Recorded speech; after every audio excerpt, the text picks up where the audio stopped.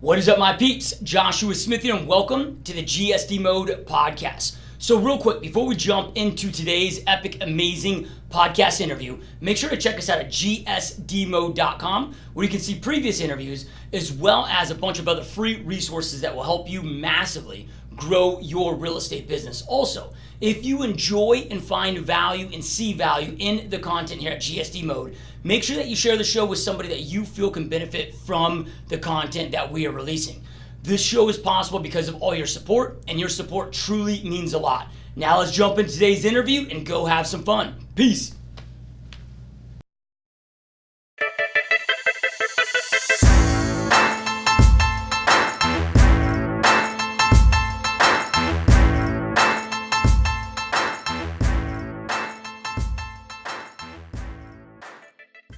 What is up, my peeps? Joshua Smithy with another GSD Mode Podcast, where every single week I interview top entrepreneurs, top real estate professionals, and just strip top badasses out there dominating their spaces, or people choosing to not live a life of mediocrity, but instead going out there and creating the life that they truly want, deserve, and creating massive opportunities for themselves, for their families, as well as having a big impact on others. And today, guys, got another rock star guest on the show.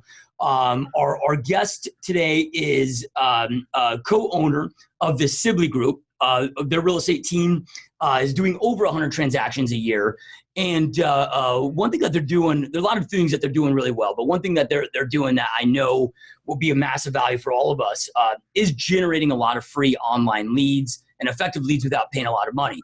Right? As you're listening to this, those of you that are in real estate, you know how tough it can get with the monetary investment that goes into lead generation, and can really cut down our margins. So these guys are out there kicking ass, running a very effective and very profitable team. So really stoked and honored to have Jordan Sibley on the team, or the show. Welcome to the show, my friend.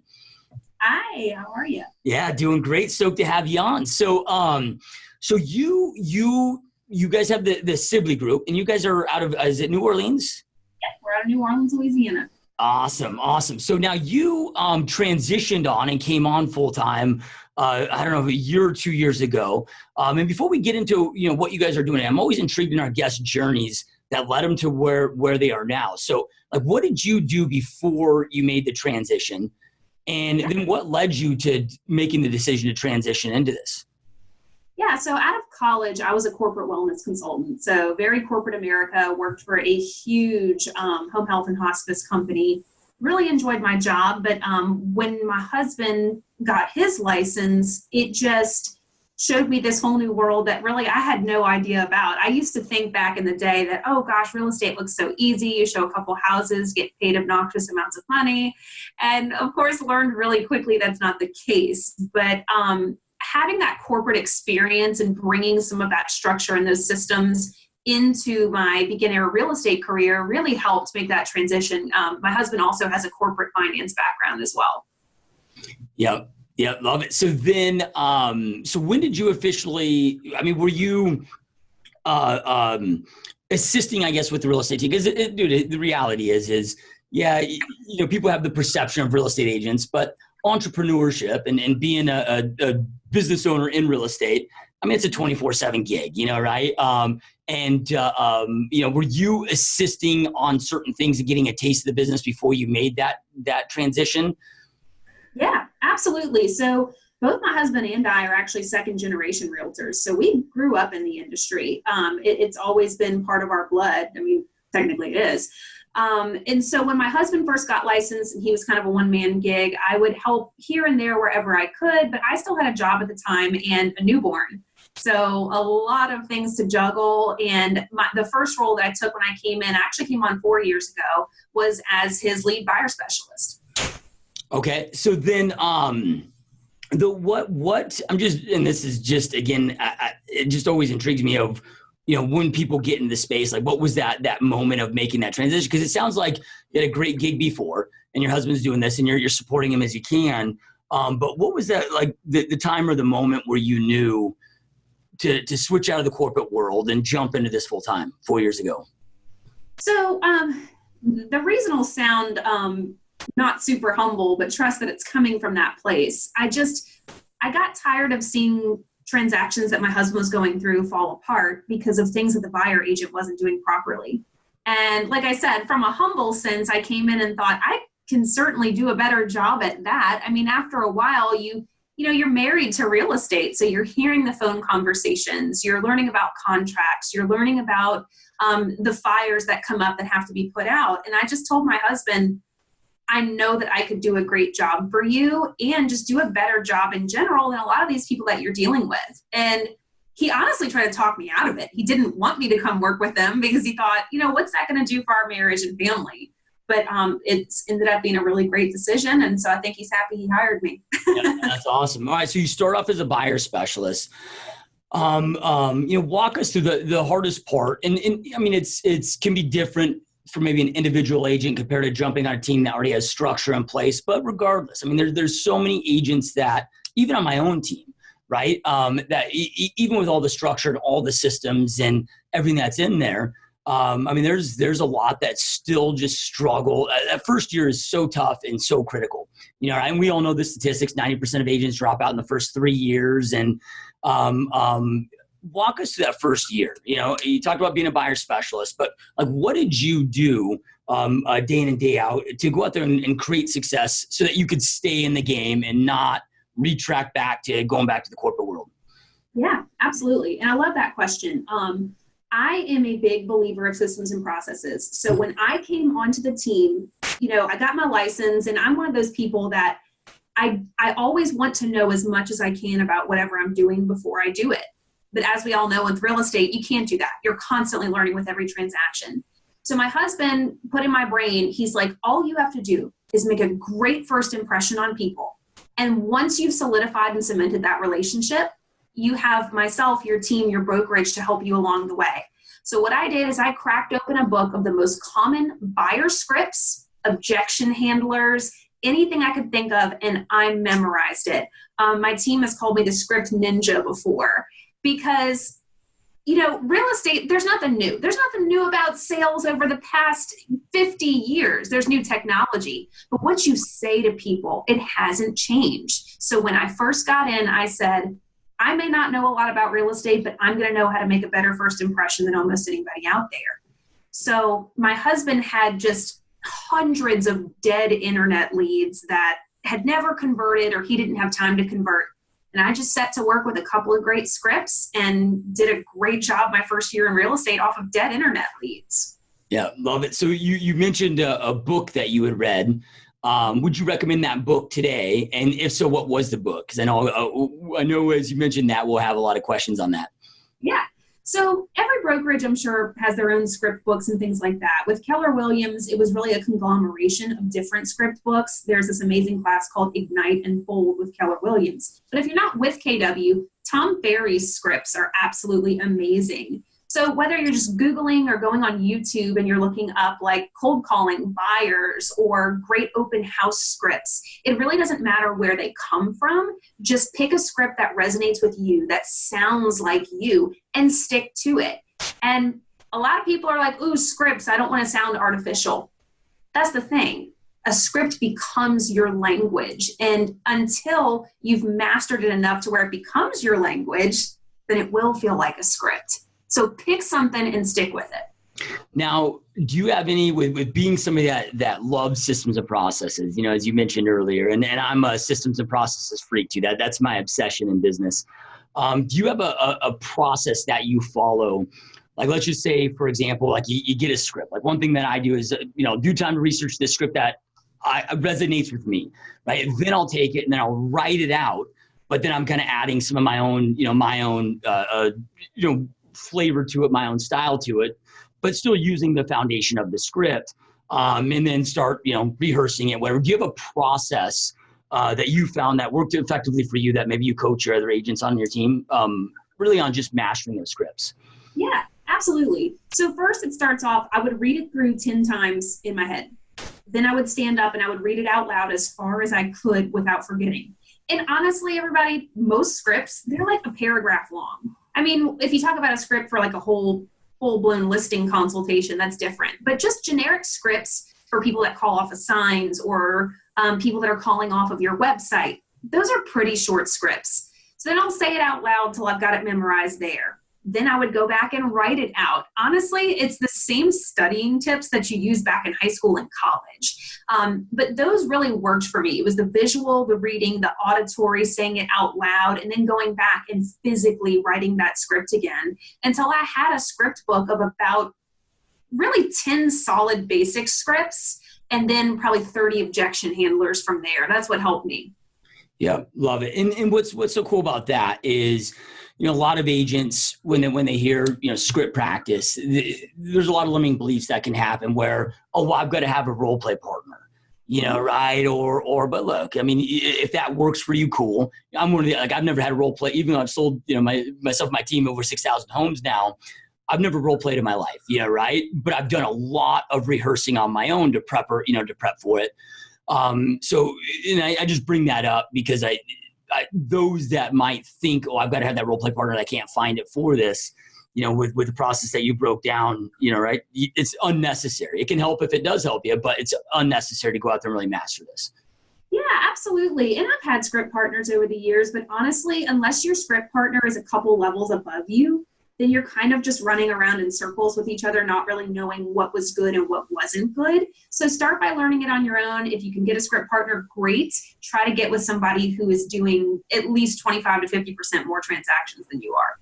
Yep, love it. And then, as far as a time standpoint, right? I've just from my own personal observation, I've witnessed so many agents, and I get it. You get out of school, like you want to just get jam and you want to start lead generating. You want to go out there and pop some deals, but sometimes you got to slow down to go fast.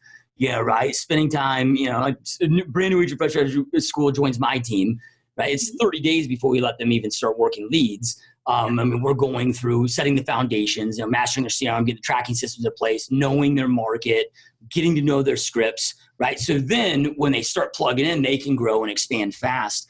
From a time standpoint, when you started setting the scripts, how long was it before, not just that you worked them, but before you really felt that internal self-confidence to go out there and succeed with these? Well, for me, it went week by week. I would give myself maybe 2 scripts and 2 objection handlers to master each week. Because again, guys, there may be like a paragraph or 2 long. It's not that much information. So I would master the sign call script in 1 week. Then the next week, I would master your common buyer motivation questions. So you can really reach that path towards mastery pretty quickly. You just have to chunk it down. Don't get a script book full of 50 scripts and just read all 50 of them every single day. I'd say I spent really only 30 minutes a day, and it was always right before I made my calls so that it was cemented in. And then if I made a call and got an objection or a question that I didn't know how to answer, I'd write it down and make sure I reviewed a script for that before making calls the next day. So you can get really great at scripts pretty quickly if you chunk it down. Yeah. And with that chunking down, it comes down to the whole eating the elephant one bite at a time. So I love that. But then it sounds like you had clarity on what sources you're going to be working that allowed you kind of to help you identify, right? Because if you got these scripts of 50 book or a book of 50 scripts, well, which ones do you pick? So would you give that recommendation of get clarity on what sources that you're going to go after first before you go to, dive deep into this?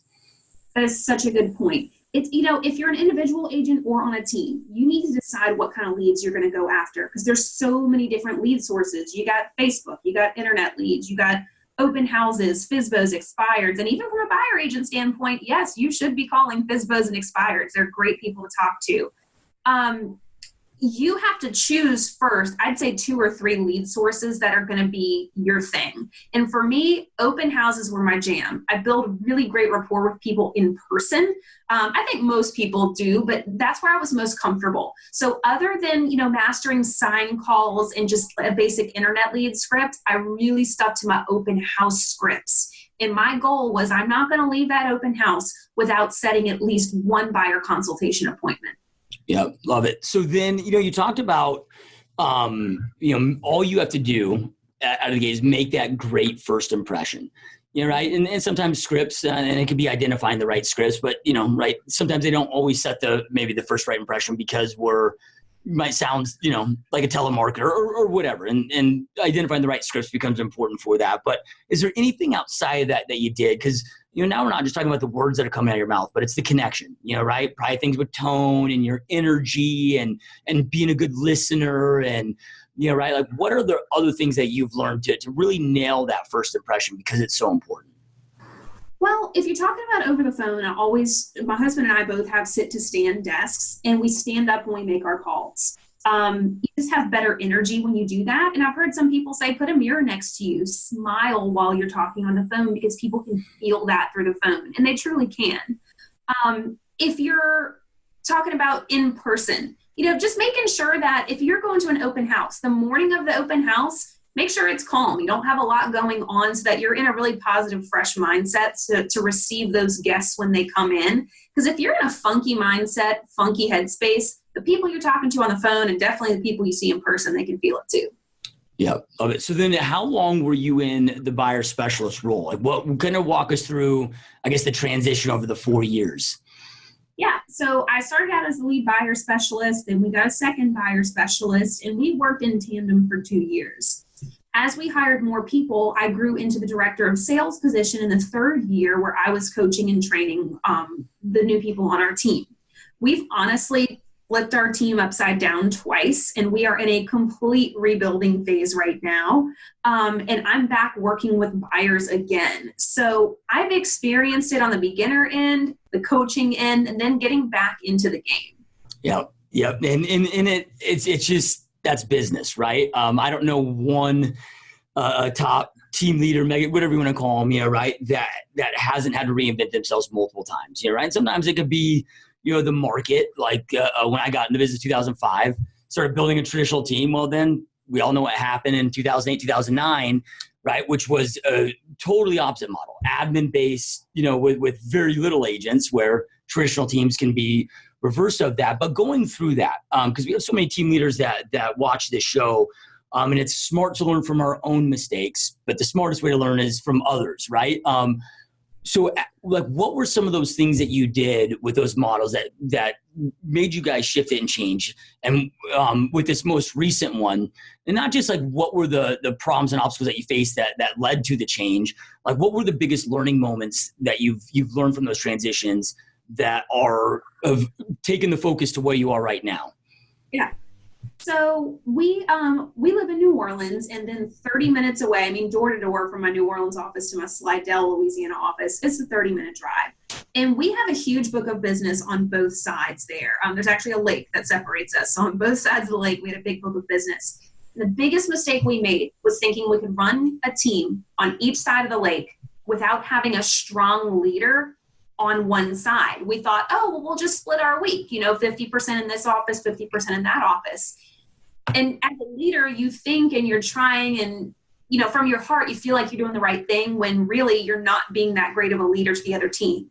So biggest piece of advice is, do not expand until you have a great leader in place, so that if you go out of town for 2 weeks, or you're just killing it with appointments for 2 weeks and you can't be at that other location, it's okay, because those people aren't married to you and your ideas. They're more in touch with that leader that they've got in the local office. So then, because with the structure that you've made, because you look at, okay, there's two of you and your husband, right? I guess one option would be for each of you to lead an office. Or the other option, and it looks like that maybe that sounds like it maybe not the route that you went now that you're getting back into production. And if that is the case, have you hired that leader? Have you found that leader? And if so, because it's such a difficult thing, right? I don't want to say it's easy. It's extremely important, and it is difficult to go out there and even hire a great rock star transaction coordinator. Yeah, right. Like the one thing that was probably cost me more than, millions over my career, that if I could do anything different, it would have been to master the hiring process early on in my career. I was so bad at it for so long. But then when it comes to a leadership role, it's a whole different game. And it becomes a bottleneck for most teams or broker owners of being able to expand and accelerate, is they have a difficult time finding that right person. So like, if you've hired that person, like, what have you done to find that right leader? What would your suggestions be? Or if not, if you haven't found them yet, like what are you guys doing? Like what do you want in that person to run that location for you? So we thought we found the right person twice. And obviously that didn't end up happening, which is why we've scaled back from 2 locations to just 1. What you're looking for is really just somebody who has got a positive track record of success.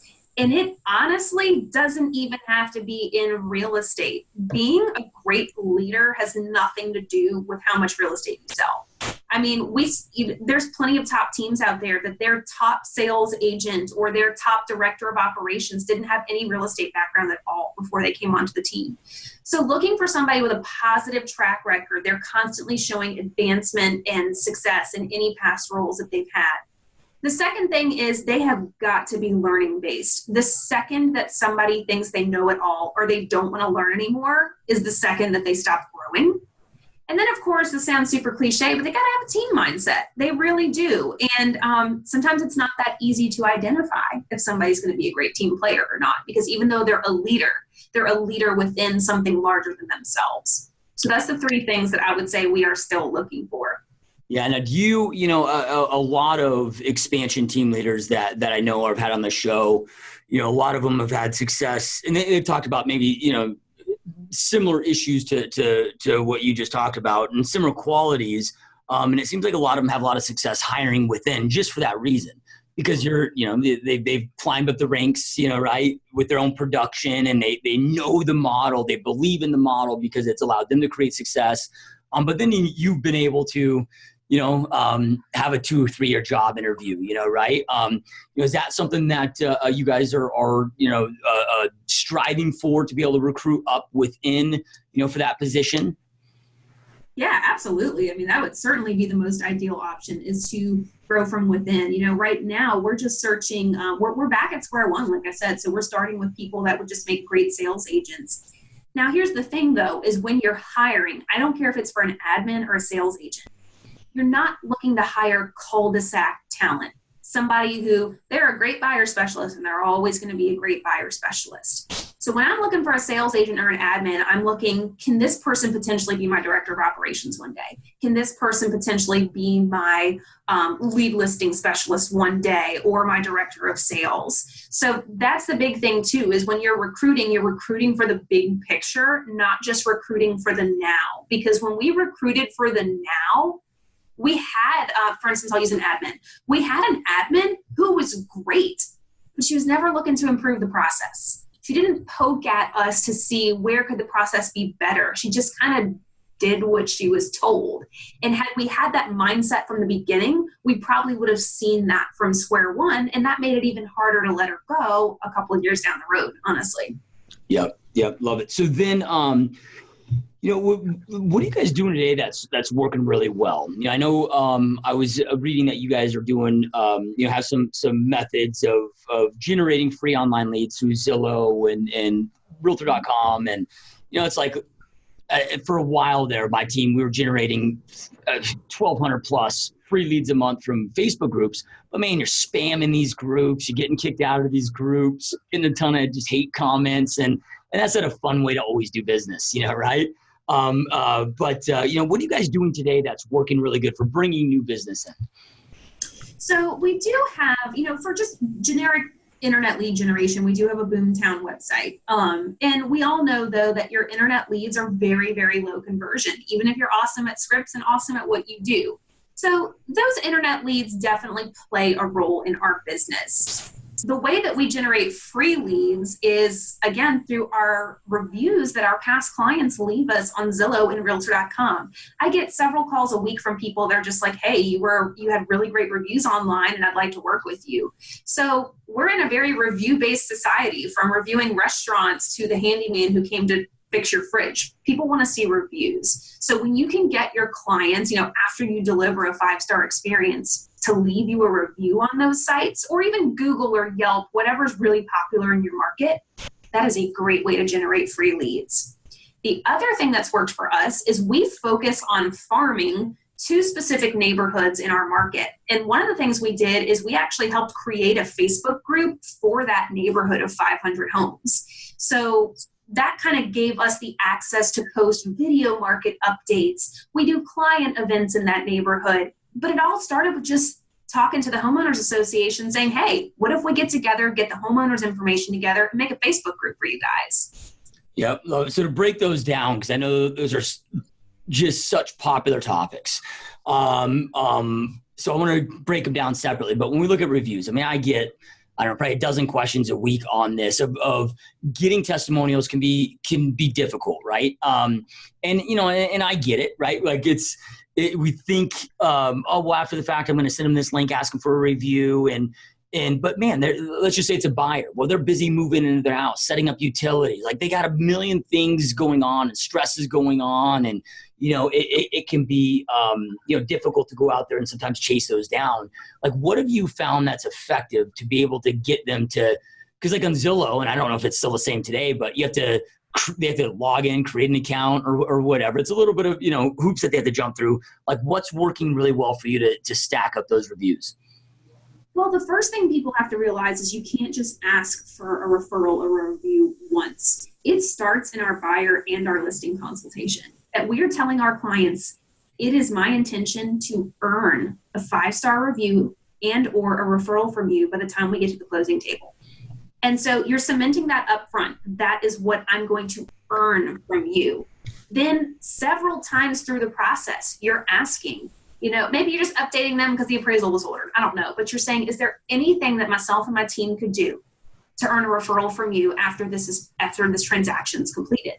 So you're constantly dropping those hints so that by the time you do ask for the referral, they're a lot more willing to give it to you versus some agents just send one email with like, click this link to leave me a review. Like, yeah, no, you're going to get a really low return rate on that. Yeah. Yeah. And then if you found it to be like, let's just say you ask for it during maybe like after they sign their closing docs, but it's right before the actual close, before they're moving in and they just get bombarded with that stuff. I mean, if you found like a perfect point, when you're approaching that finish line to actually ask for them to physically submit it? So what we do is actually 2 weeks after closing, either my husband or I, it depends if one of us was involved with the transaction, but basically somebody who wasn't involved with the direct client transaction, they're calling the client and going through a feedback script. And at the end of the feedback script, if they rate us an 8, 9, or 10, which 90% of our clients do, that's where we say, because you had such a great experience with us, would you be willing to leave us a review on XYZ site? So we actually wait till 2 weeks after the transaction, and we do it with a feedback script because you're already cementing in the person's head, you just said that I did a great job, so clearly you'll be willing to leave me a review. Yep. Love it. That's awesome. So then, one thing that you said is really important though, is, you said, hey, you gotta deliver on that 5-star service, right. And with real estate, so many agents just kind of get in the same, I guess, rut, if you will, of doing the same thing that, most good agents will do. But not really, I mean, we spend so much time. It's crazy. I was talking with one of my good friends, this was about 6 months ago about this. And it made me really realize, even my own business, how poor I've done over the years of this. So like we spend so much time going to lead generation training, right? But we're not spending, the time maybe going to training, with the stagers of learning how to stage homes to sell them quicker, right? These things, like what are you doing to ensure that they're having that 5-star experience and go above and beyond?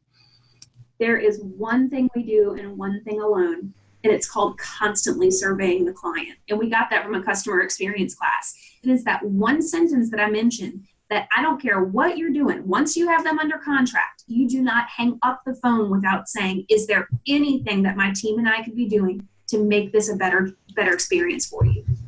Because a lot of people, they don't know why their client doesn't want to sell their house with them 3 years after they sold it to them.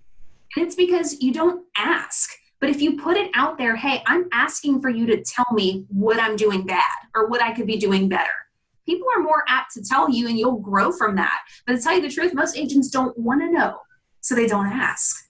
Yeah. And I guess I kind of understand why they may not want to ask. I mean, maybe they're just too busy and they don't have a process for it. right? Yeah. But then people get afraid of, well, what if they say they weren't happy? Yeah, right. Well, if you know how to, handle that and approach it, you're proactive with it, man, I mean, that's where you win over some of your best clients. Yeah, right. That maybe you drop the ball on something, right? But then seeing that proactive way, it's a way to win them back over, and it can be so powerful. And yeah, just asking them. And even if it's something you couldn't have done better, well, at least you know up front rather than just having this awkwardness between you and the client for the whole transaction. I mean, that stinks. Yeah, love it. So then with your Facebook group, right? Facebook groups Facebook is a general. I mean, it's such a power. It's the juggernaut, right? 2.7 billion active monthly users on there. People are checking their news feed 18 plus times a day. And especially for real estate, the avatar that's buying and selling real estate is on Facebook. Not that they're not on other platforms, but Facebook is also being like, they care about their stock price, right? They're making it very difficult to get business without having to throw money behind it. But groups is such an effective workaround. I mean, you get more reach with your posts, more interaction, right? And they're so powerful.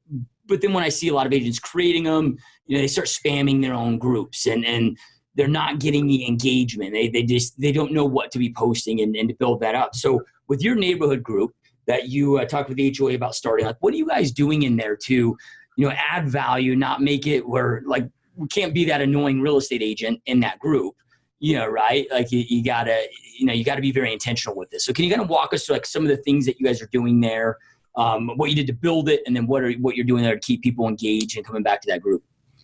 Yeah. So when it comes to creating something like that, you have to understand you're creating a long-term lead funnel. You can't create this and expect for all this business to come flying your way. So you have to have that mindset first. The things that we'll post is really only a quarterly video market update of what's happening in the neighborhood. Sold price per square foot, average days on market, yada, yada, yada. That's once a quarter. We do client events in those neighborhoods twice a year. So we'll be posting about that on Facebook. Other things, when in doubt, I always say come from contribution. So maybe you're just saying, hey, neighborhood, if you're looking for a great lawn landscape person, I've used this guy on several clients' homes, and they've all been really pleased with his professionalism and prices. Here you go. So I'm not asking for business. I'm coming from contribution saying, hey, this person's done great, and I want to share them with you. Maybe there's something super cool and family friendly going on nearby that neighborhood. Post in there about it. So it's very infrequent that we're actually asking for business from that group. You're more just showing how you're here to help the community. And then when it comes time to have listings and open houses in that neighborhood, there's no question who people are going to come to if they've got a need. Yep, love it. So then, with the events that you guys do, right?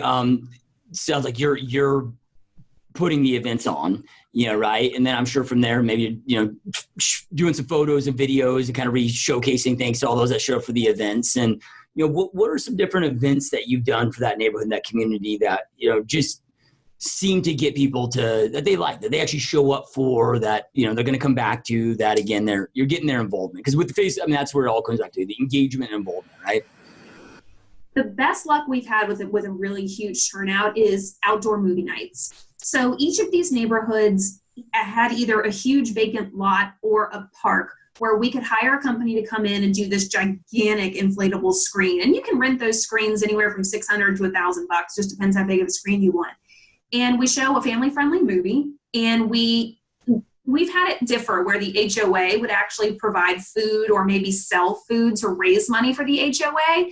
Definitely get the neighborhood leadership involved if there is neighborhood leadership.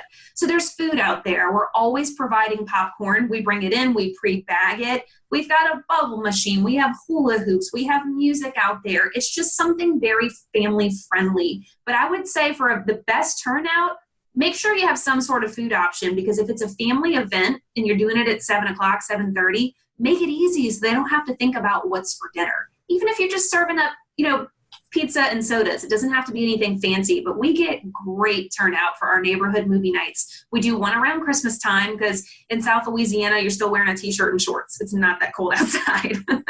And then we usually do one either in the spring or kind of back to school kickoff. Cool. Awesome. And then, when it comes to geographical farming, when you're picking the location, it becomes important, right? like how did you identify that this was the neighborhood that you wanted to launch in? And what tips would you give for people that want to do something similar? Because a lot of people are like, oh, well, hey, it's a subdivision I live in. Well, there might be 3 other agents that have, between the 3 of them, have 65% market share in that subdivision, right? So it isn't always just your own backyard. Like, what have you done? How did you identify it? Yeah, so great question. Using the stats tab, in whatever, your multiple listing service is, go in and look and see that. Is there a dominating agent who has 30% or more market share? Because there's a lot of agents out there that have mind share, but they don't have squat for market share. So don't be scared away by that. 2, it needs to be a big enough neighborhood that there's a good amount of turnover each year. There's people constantly selling every, 4 to 7 years. And then the other thing is it's got to be in your average price band. So for us down here, we wanted it to be $225,000 or above. It's a really desirable price point where we're at. So we knew we wanted to target a neighborhood that met those 3 things. And then when you talk about turnover, right? So like in my marketplace, and we're probably similar price point. I think our average price point is $285. I'm always like, I've got to have a minimum of a yearly 10% turnover rate. And then I'm looking at competition or other things, right? So is it just, and then with size, that comes down, you've got to have enough homes selling. But is there a percentage of turnover that you guys found that was your geographic farming that is kind of like the magical number? Like it's got to be, at or above this percentage. I think it was somewhere 15 to 25%. Honestly, it was a while ago that we identified those. And they've still been the top performing neighborhoods, so we've stuck with them. But I think it was somewhere between 15 to 25% turnover, because also these 2 neighborhoods fed to the most highly desired school district in the area. So we knew, there is a huge turnover every summer because people are moving out and getting people in before school starts because they want their kids in that school district. So also, is it in a great traffic location? It's not like a neighborhood way off in the backwoods. It's something close and centrally located to town. So look at turnover rates, but also just look at your local market and things that are important. Are those neighborhoods nearby those things? Now, is that location with the traffic that you talked about, is that because of the open houses that you do, where you want to make sure that the signage, if you have, a intersection that's getting 1,000 cars on a Saturday versus 100, right? It's going to impact your open house. Is the reason that you brought that up because you do so many open houses and then have so much success with open houses?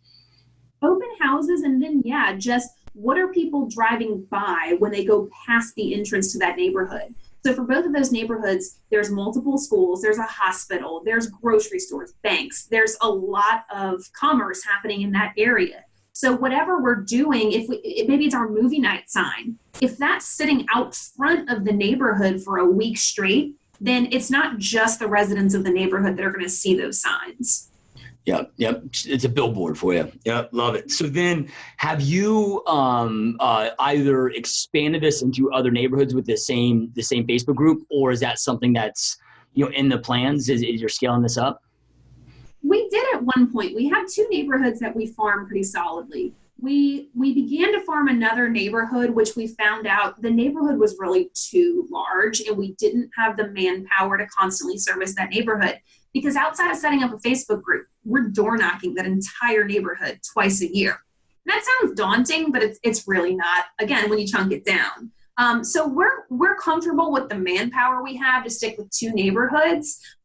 If you've got a larger team, you might be able to farm 4 or 5.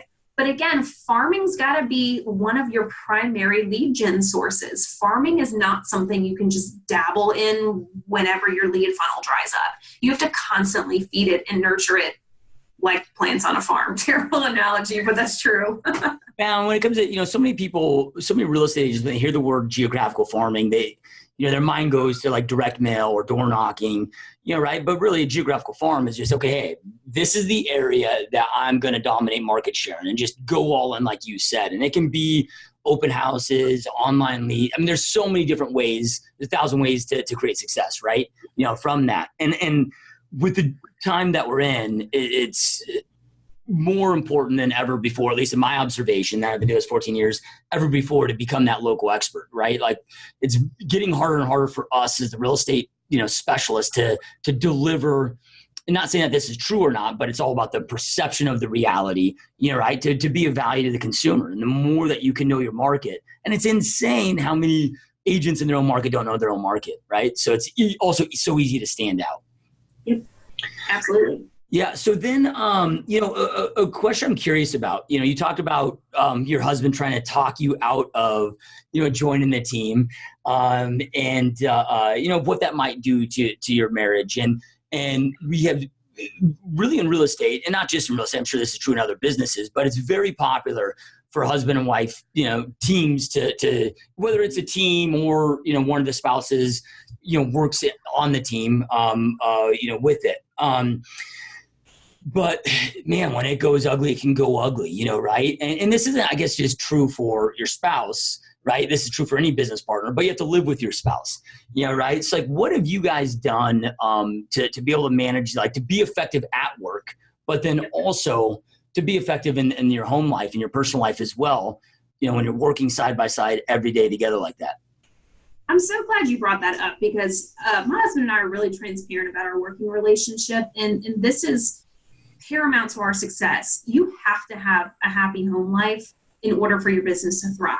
Very few people can put on a veil and have a crappy home life, but be like, hey, I'm a great leader in business.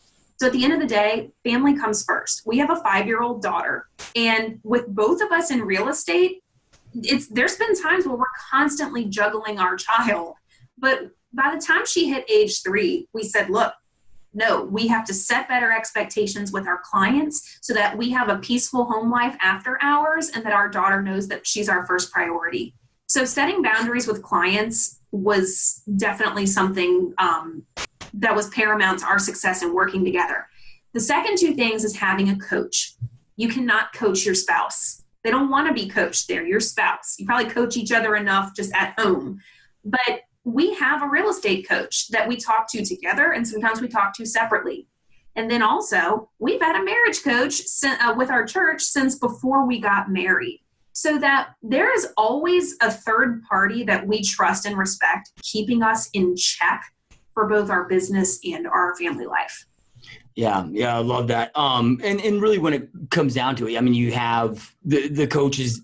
What I love about coaches is like, you can't, what's the saying? You can't be a prophet in your own backyard, right? Like when we're in our own business, man, we're so emotionally attached. We're so thick in the trenches. Like you gotta have that person in the skybox that again, isn't emotionally attached, that can guide you through.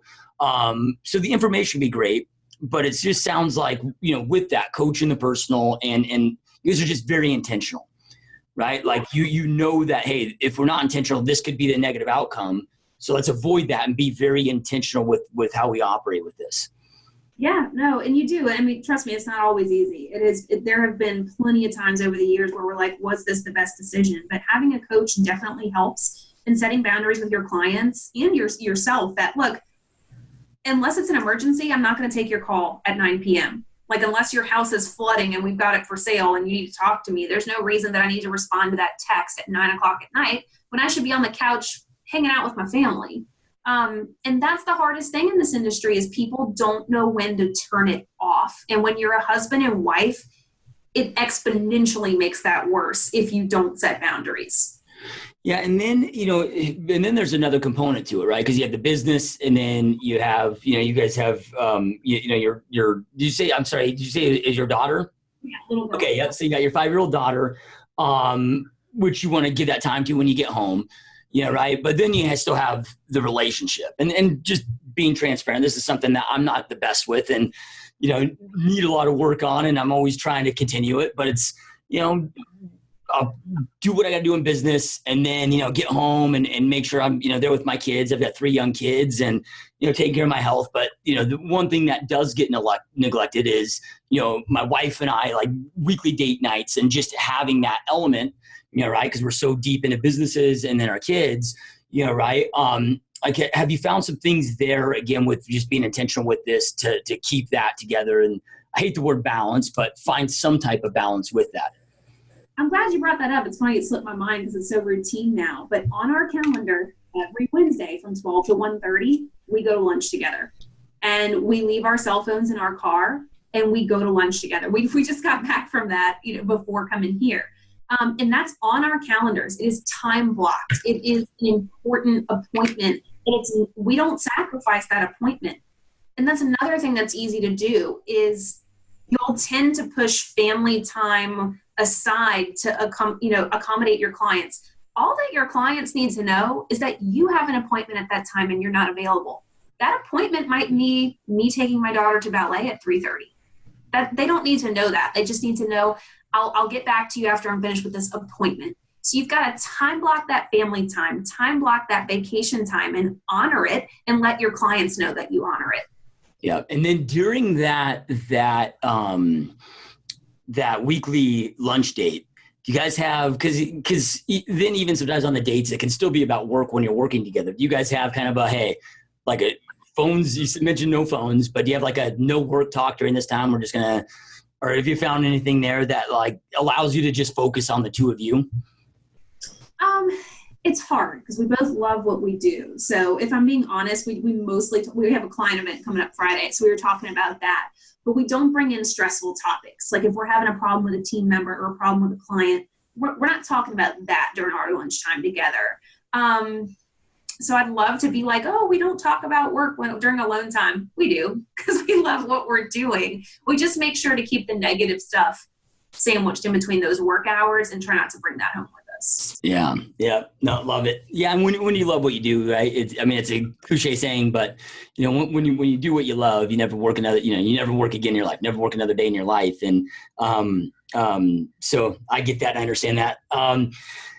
When it comes to, because you've had a lot of different hats, right? And we all do is we're building a real estate business, right? In the beginning, you're wearing all the hats, and then, right? As you grow and expand into different roles that you've got to take on, right? Because as you're growing your team, at the end of the day, you're firing yourself from each position, right? As you're ranking up, have you found yourself, right? Like pulled more to one thing in the business than other, like the coaching, for example, right? Or being, with systems process, being like a director of operations, or being in production with your clients. Like, is there one area that you're like, this is ultimately what I love, what my superpower is, and what I want to long-term to focus on? I'm really passionate about being the director of sales. And what that role is for us is basically the sales team is reporting to the director of sales. So I'm there to motivate. I'm there to train. I'm there to help identify problems with not necessarily the team system, but maybe just how that agent is executing the team system, talking about metrics with that agent. One thing that was a big aha to me that my coach actually told me about is, even as a director of sales, you cannot truly coach people that you're responsible for paying. Because of course, people aren't going to be vulnerable and transparent like they would to a third-party person. So that was something that I learned, that even though I was director of sales and doing everything that I could to lead these people, I still gave them time to be coached by my coach. And I look forward to building a team again and being able to get back into that role in the next year. Yeah. And then when it comes to, because you talk about being when you're in that role, for you to be able to support them, like you've got to get them to we talk about the matrix, to track their data and input their data. And that it can be a nightmare for a lot of team leaders. Right? Like, what have you guys found to be effective, if you found it, right, to get people to really buy in, and not just buy in, but also report on their numbers daily? So we make it easy. We have this program. It's called CTE, Commitment to Excellence, and it's like a spreadsheet on steroids. And there's basically just one link they have to click each day and enter in the dials, the contacts, the nurtures, appointments set, appointments held, houses shown, contracts written, open houses. Everything is on that one link. And honestly, we don't require people to do it daily. They just have to get it done by the end of the week for when we pull numbers for the team meeting the next week. Because when you're in there with your people, you know who's making their calls and who's not. So as long as they get those numbers in by the end of the week for us to analyze and talk about in the team meeting the next time, then that's what matters. But we really haven't had an issue with that, because the standard was set in place from day one, that we track our numbers and we're going to coach you up to get you to look at your numbers and find areas where you can improve. So you haven't had to like implement any penalties, like, hey, if you don't have your numbers reported by the time we meet this meeting, you're off leads for the next week, or, right? You haven't had to do anything like that? We haven't. We're lucky for that. But again, I've always had a small team. And I think it's important to set the standard from hiring people. We tell them, once you're hired on our team, we're not going to fire you unless you're unethical, of course. The standards will fire you. And if somebody is not meeting standards from day 30, we're going to make that decision right there. So if you're somebody that's got to constantly be reminded to follow team systems, they're probably not the best person for your team in the first place. Yeah. Now, another question on that, during the meetings themselves, right? Because when you're doing one-on-ones and going through those meetings, when it comes to as getting larger, and maybe this alludes to what you talked about earlier in the interview of hiring that leader as you expand into the separate locations, right? Because you can only, when you're doing one-on-ones, there's all a capacity for everybody, right? Have you found an effective way to get a lot of those in where they don't end up being like an hour each, because you can only have so much time, especially if you get to 30 agents, let's just say, on the team, it can get very difficult to scale it. Yeah. So our weekly check-ins are only 30 minutes and they follow a really strict procedure. We start with, I'll give everybody a topic. I'll say, I want everybody to go around and give me a business win for the past week. Maybe I'll say a personal win. Maybe I'll say, everybody go around and tell me something that made you happy this morning. So we're always focusing on some sort of gratitude to start, and everybody knows it's one sentence long. That's it. So keep it short and sweet. Then we're immediately going into our buyer update. Who our hot buyers are, who our under contract buyers are. Then we're going into a quick listing update, then a quick admin update. Boom, it's done. But each week I have 30-minute individual team member check-ins every week. And if you've got a huge team of 30, well, then that's what your director of sales, your director of lead gen, your director of operations are for, to help you touch those people in small little private meetings. Yep. So then now that you guys, you had the great learning lessons of the past, you've restructured, you're rebuilding now. Do you have a vision of where you want to take this and how big you want to go with it? So, and I'll be honest, I've never been that person that's like, I want to have a team of 50 people. We're selling, 2,000 transactions a year. I know myself, and I know the things that are important for me in wanting to travel a lot and spend time with our daughter.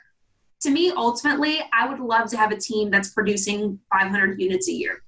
And honestly, with as few people as possible, because I would much rather have people that I can pour business into, pour knowledge into, that want to kill it full time, versus having a lot of agents and admin on the team that are just kind of dabbling here and there. So a team that feels like family, that's working purposefully, and we're closing 500 plus deals a year. That's where I would like to go. Yeah. And I love that you brought it up and articulated the way that you do, because it's so important. It's so easy to get caught up in this comparison thing.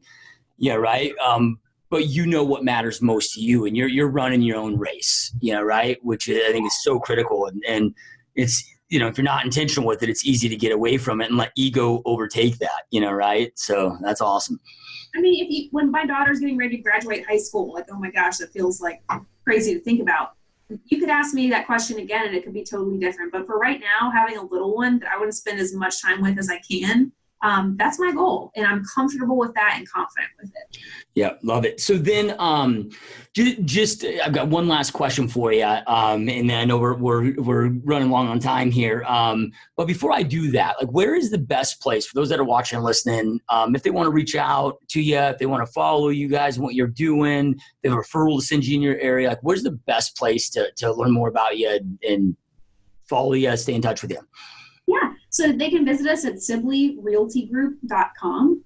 And then also on Facebook, Jordan Sibley. It's got under my name there, New Orleans Realtor. So Facebook's a great way. Visiting our website, that's probably the easiest way. And I'm happy to share anytime. None of us grew this great success on our own. We all learn from each other. And I'm more than happy to do that for anybody who's interested. So just reach out on one of those two avenues and we'll get in touch. Yeah, awesome. And as always, those watching, listening, wherever you're at, we'll have all the links below for social media, for the website, everything. So make it super easy on you.